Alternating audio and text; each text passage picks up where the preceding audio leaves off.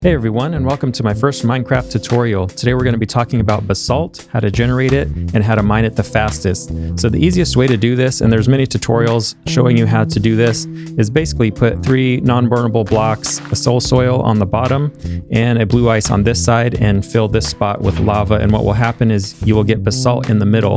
And this is an easy way to do it. You can just mine it like this. As you can see, this is a very slow process. It's not very efficient at all. You have to stand right here to try to collect the basalt, and you will lose a lot inside of the lava itself.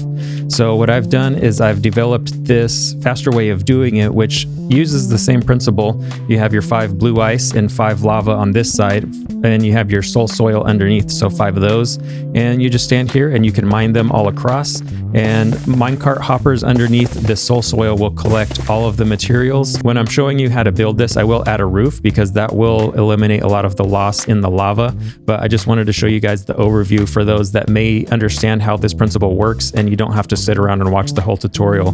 But as you can see here, we just have some minecart hoppers underneath into some hoppers underneath those, and all going to an output chest right here. So let's go ahead and get started with how to build this. The materials needed for this project require quite a bit of iron. It's not the simplest thing, but there is absolutely no redstone needed for this project. So you're going to want a stack of smooth stone or any non-burnable block. You can use this for whatever design you wish for your base, but just make sure it's not anything like wood planks that will burn. You're going to want 5 blue ice, 6 hoppers, anywhere from 1 to 2 chests, or however much you want to set up for your storage system. You're going to want 5 soul soil, not soul sand. You're going to want 5 minecart hoppers, and then 5 lava buckets, or 1 lava bucket with at least 5 lava sources that you can go and scoop. You'll also need 5 rails just to place down temporarily while you build the project, but you will get these back. Before you start placing down blocks, I recommend that you clear out a 9x3 area with a 5 extra on the side just to hold in the lava on the top.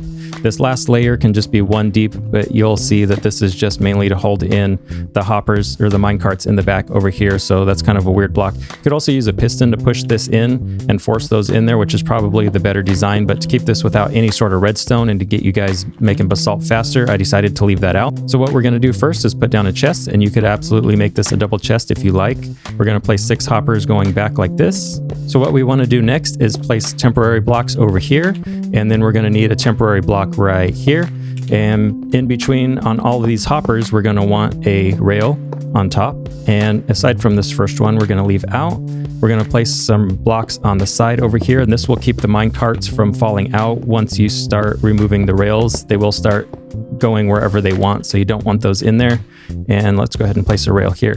So what we're going to do is you place a minecart down on the rail, and you're going to push that all the way forward till it falls down. This is the easiest way to do it rather than breaking the rails after. So then you'll break the next rail, place the cart down, push it forward, and just keep doing this over and over. So you break the rail, put one down, scoot it over, break the rail, put one down, scoot it over, and then this last one is a little bit of a tight squeeze, but as you can see, you can use a piston to push this block in and force that block in there, but I'll just leave it for now. You guys can do that on your own. Next up, we're going to place some temporary blocks right here and use the soul soil. We'll do 5 of these, 2, 3, 4, 5, and then we will go ahead and build up the ice. Oh, wrong button. We're going to go ahead and put the blue ice up on this side. So 1, 2, 3, 4, 5, and then we'll go ahead and make an enclosure for the lava on this side. So we'll place down some blocks here.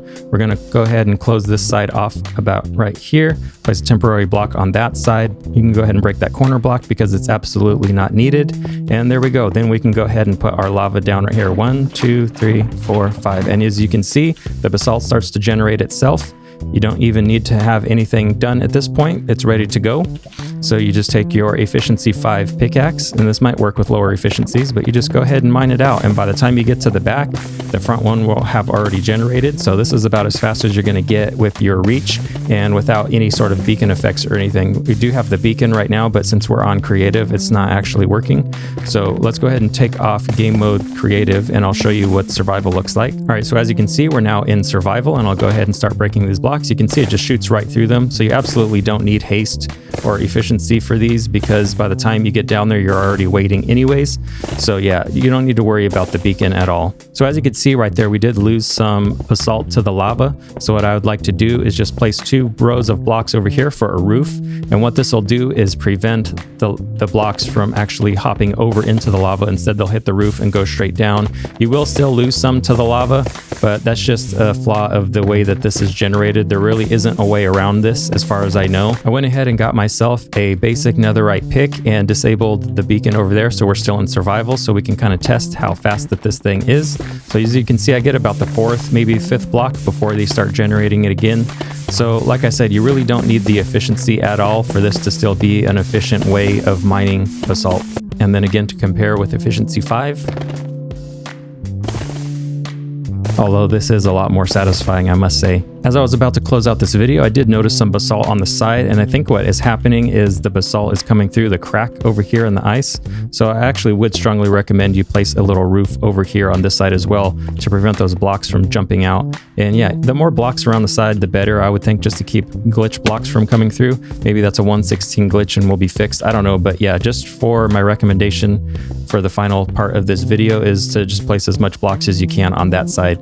But anyways, you guys, that's about it for my first tutorial. Please let me know what you think in the comments. If you have any questions or improvements on this design, please feel free to let me know as well. If you're new to this channel, please consider hitting the subscribe button and follow along. I do lots of 1/16 realm Let's Plays and the occasional comedy sort of videos, and I'm working on a lot more ideas for you guys. So thanks again for everyone for watching, and I'll see you guys next time.